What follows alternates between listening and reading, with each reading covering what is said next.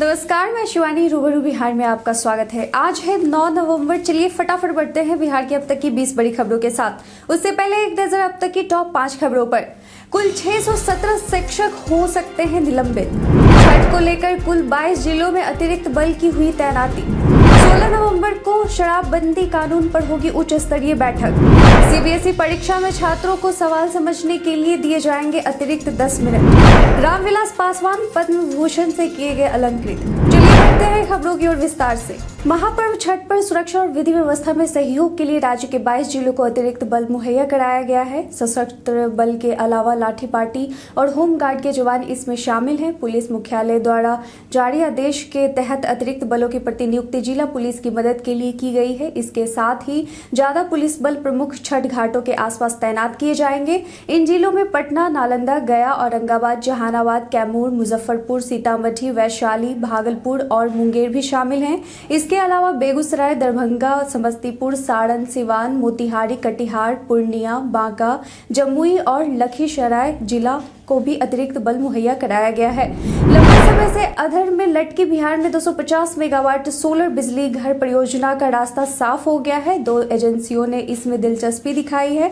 एजेंसियों का प्रस्ताव बिहार विद्युत विनियामक आयोग को भेज दिया गया है। आयोग की मंजूरी के बाद राज्य के विभिन्न जिलों में सोलर बिजली घर लगाने की कार्रवाई शुरू होगी। उम्मीद है कि मार्च 2023 तक बिहार में सोलर बिजली का उत्पादन शुरू हो सकता है।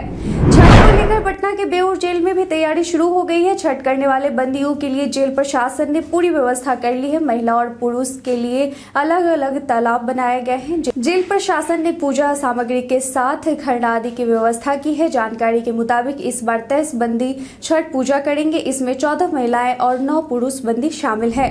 बिहार सरकार अब ड्यूटी से पल्ला झाड़ने वाले शिक्षकों पर कार्रवाई करेगी। इस संबंध में शिक्षा विभाग ने जिला शिक्षा पदाधिकारियों से अनुपस्थिति रहने वाले शिक्षकों की रिपोर्ट मांगी थी।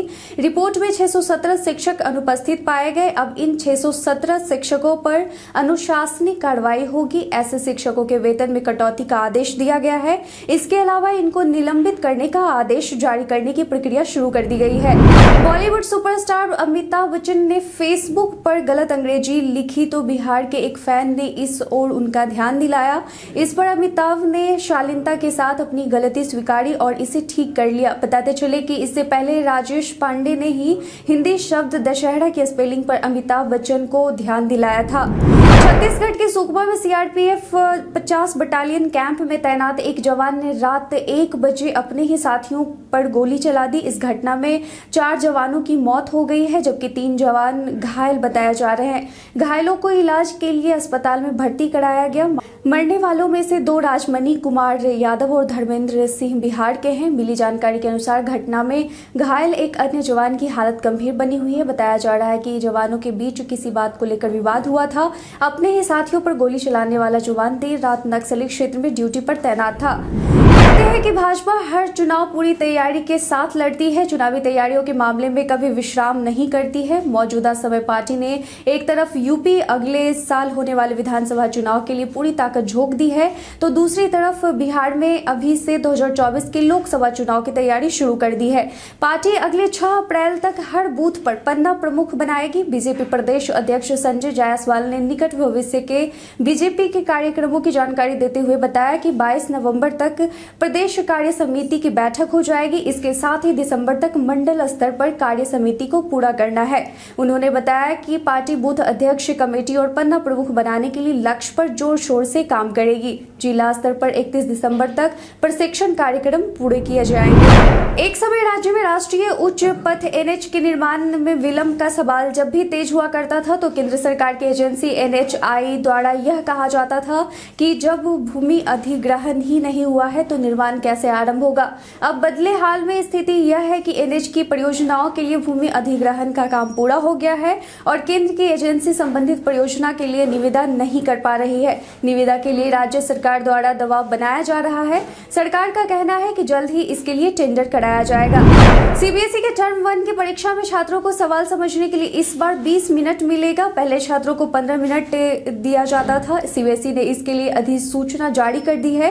सीबीएसई ने कहा कि दिव्यांग छात्रों को 1 घंटे की परीक्षा में अतिरिक्त 20 मिनट का समय और 1.5 घंटे की परीक्षा में 30 मिनट का अतिरिक्त समय दिया जाएगा। आपको बता दें कि सीबीएसई ने स्कूलों को निर्देश दिया है कि दिव्यांग छात्रों की सहायता के लिए एक कक्षा जूनियर छात्र को पहले से ही तैयार रखा जाए ताकि वह उनकी लिखने में मदद कर सके। दिव्यांग छात्रों को मदद करने वाले छात्रों को सीबीएसई सर्टिफिकेट भी देगी। बिहार में दीपावली के एक दिन पहले से एक के बाद एक जहरीली शराब की कई घटनाओं और 40 से अधिक मौतों को लेकर सीएम नीतीश कुमार एक्शन में आ गए हैं। 3 दिन पहले उन्होंने राज्य में शराबबंदी को और प्रभावी ढंग से लागू करने के लिए बड़ा अभियान चलाने की बात कही थी। अब उन्होंने 16 नवंबर को इस संबंध में विचार विमर्श के लिए उच्च स्तरीय बैठक बुलाई है। माना जा रहा है कि बैठक में सीएम शराब माफियाओं के खिलाफ बड़ी कार्रवाई का ऐलान कर सकते हैं। छठ पूजा के दिन वाहनों की पार्किंग तय जगहों पर ही की जा सकेगी। इसके लिए प्रशासन की ओर से राजधानी के विभिन्न हिस्सों में कुल 14 जगहों पर वाहन पार्किंग की व्यवस्था की गई है। छठ व्रती और श्रद्धालु अपनी सुविधा के अनुसार संबंधित घाटों के नजदीक पार्किंग में अपने वाहन खड़े कर सकेंगे। आपको बता दें कि तय जगहों पर ही आप पार्किंग कर सकेंगे। वहीं मनमानी करने वालों पर पुलिस शिकंजा कसेगी। बिहार प्रदेश कांग्रेस ने नोटबंदी के 5 साल पूरे होने पर प्रधानमंत्री नरेंद्र मोदी पर तीखा प्रहार किया है। कांग्रेस ने नोटबंदी के सालगिरह को अर्थतंत्र की वर्षी बताया है। साथ ही देशवासियों से पीएम को माफी मांगने की बात कही है। बिहार कांग्रेस ने ट्वीट कर नोटबंदी को लेकर प्रधानमंत्री पर हमला बोला और इसे काला धन की वापसी के लिए पूरी तरह विफल प्रयास बताया है। प्रदेश कांग्रेस ने कहा कि नोटबंदी काले धन की वापसी के लिए नहीं थी। यह युद्ध गरीबों और आम नागरिकों के खिलाफ छेड़ा गया था। इससे काला धन तो वापस नहीं आया बल्कि गरीब और साधारण वर्ग के लोगों को काफी परेशानी हुई है। देश की जनता को हुई इस परेशानी के लिए प्रधानमंत्री नरेंद्र मोदी को माफी मांगनी चाहिए। लोक जनशक्ति पार्टी के संस्थापक और बिहार सहित देश के बड़े नेताओं में शुमार रहे दिवंगत रामविलास पासवान को सरकार ने मरणोपरांत पद्म भूषण सम्मान से अलंकृत किया है। राष्ट्रपति भवन में सोमवार की सुबह आयोजित समारोह के दौरान राष्ट्रपति रामनाथ कोविंद ने जन सेवा के क्षेत्र में विशेष योगदान के लिए पासवान को यह सम्मान प्रदान किया है। इनके अलावा बिहार में अन्य 3 लोगों कला के क्षेत्र में दुलारी देवी एवं रामचंद्र मांझी और चिकित्सा के क्षेत्र में डॉक्टर दिलीप कुमार सिंह को पद्मश्री सम्मान दिया गया है। बिहार में सितंबर की तुलना में रोजगार के अवसरों में कमी आई है। फिर भी खनिज संपदा में पूर्ण झारखंड की तुलना में यहां रोजगार के अवसर अधिक हैं। Centre for monitoring of Indian economy की ताजा रिपोर्ट में बताया गया है कि बिहार में अक्टूबर महीने में बेरोजगारी की दर 13.9% रही।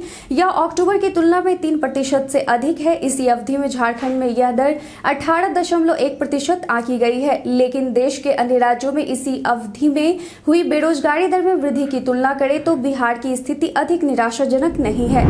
बिहार में जहरीली शराब से मौतों को लेकर भाजपा और जदयू पर लगातार हमलावर राष्ट्रीय जनता दल ने अब प्रधानमंत्री नरेंद्र मोदी पर निशाना साधा है। राजद ने पीएम मोदी के केदारनाथ यात्रा की तस्वीरें ट्वीट कर और उसके साथ भारत चीन संबंध के बारे में लिखा है। इसके साथ एक अंग्रेजी समाचार पत्र की हेडलाइन की कटिंग भी पोस्ट की गई है जिसमें लिखा है कि अरुणाचल प्रदेश में चीन ने गांव बसा लिया है। चीन को लेकर भी राजद ने ट्वीट किया है। इसके अलावा एक ट्वीट कर केंद्र सरकार को घेरने की कोशिश की है। शराबबंदी को लेकर बिहार के मुख्यमंत्री नीतीश कुमार ने विपक्ष की रवैये पर नाराजगी जाहिर की है। उन्होंने कहा कि विपक्ष सिर्फ बयान ही जारी करता है लेकिन उन्हें इस पर गंभीर होकर सरकार का साथ देना चाहिए। यदि कहीं पर भी शराबबंदी कानून के उल्लंघन की सूचना मिलती है तो हेल्पलाइन नंबर पर इसकी जानकारी दे।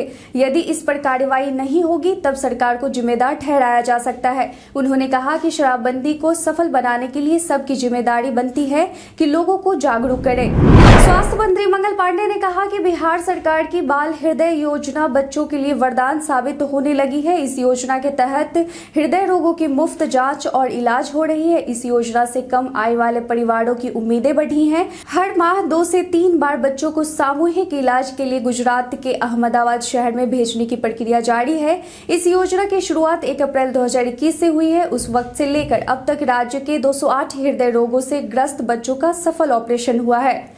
छठ पर्व की तैयारी में लगे व्रतियों के लिए जिला प्रशासन लगातार घाटों की व्यवस्था को बेहतर करने की कोशिश में जुटी है। इसी बीच जिला प्रशासन ने पटना के प्रमुख घाटों में शामिल महेंद्रो घाट पर पूजा करने पर रोक लगा दी है। बताया जा रहा है कि घाट का एक बड़ा हिस्सा अब भी पूरी तरह से दलदली बना हुआ है जिसे पार कर पाना मुश्किल है। ऐसे में इस घाट को प्रशासन ने खतरनाक घाट घोषित कर दिया है। अब इस घाट पर आने वाले व्रतियों को बांस घाट के रास्ते का इस्तेमाल करना होगा। बिहार परिवहन विभाग अगले माह करीब 200 रूटों पर बस सेवा शुरू करने की तैयारी में है। खासकर बिहार और झारखंड के बीच सफर को और सुगम बनाने के लिए उत्तर बिहार के कई शहरों से झारखंड के प्रमुख शहरों के लिए बिहार राज्य पथ परिवहन निगम अपनी बस सेवा शुरू करने जा रही है। इससे उत्तर बिहार से झारखंड के विभिन्न शहरों में अपेक्षाकृत कम किराए में आवाजाही संभव हो सकेगा। जानकारी के अनुसार उत्तर बिहार के 8 जिलों से झारखंड के विभिन्न शहरों के लिए बस सेवा शुरू करने की योजना है। इसके तहत उत्तर बिहार के मुजफ्फरपुर, मोतिहारी, रक्सौल, बेतिया, सीतामढ़ी, दरभंगा, समस्तीपुर और मधुबनी से झारखंड के लिए सीधी बस सेवा शुरू की जाएगी। बस सेवा झारखंड की राजधानी रांची समेत धनबाद, बोकारो, देवघर, हजारीबाग जैसे शहरों के लिए शुरू होगी। भारत के कई राज्यों से बंजारा सुल्तानगंज में महापर्व छठ करने पहुंच चुके हैं। सुल्तानगंज के कृष्णानंद स्टेडियम में कई पुश्तों से बंजारा छठ कर रहे हैं। बंजारे अपने पूरे परिवार के साथ कहीं भी रहें,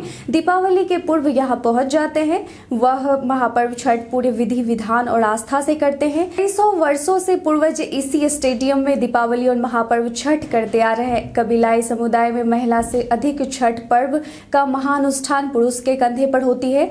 भागलपुर, बेगूसराय, बड़ौनी, सीतामढ़ी, दरभंगा, रोसड़ा, मुंगेर, बांका, जमुई, गोरखपुर, सिलीगुड़ी, मुंबई, दिल्ली, कोलकाता आदि कई स्थानों से बंजारा यहाँ पहुंचे हुए हैं। हमारे द्वारा पूछे गए सवाल का आप लोगों में से कई लोगों ने अपना जवाब हमें कमेंट सेक्शन में लिख कर दिया था। जिन्होंने पूछे गए सवाल का जवाब दिया है उनके नाम है शिवम कुमार, अनिशा अमित, महेश दास, अमरजीत कुमार, मनोज कुमार, घनश्याम कुमार, गौतम विश्वकर्मा, संजीत कुमार, मोहम्मद नौशाद, रामबाबू राकेश, नूरुद्दीन खान, राजी अहमद, हरेंद्र पासवान, पवन कुमार और मोहम्मद उजैर।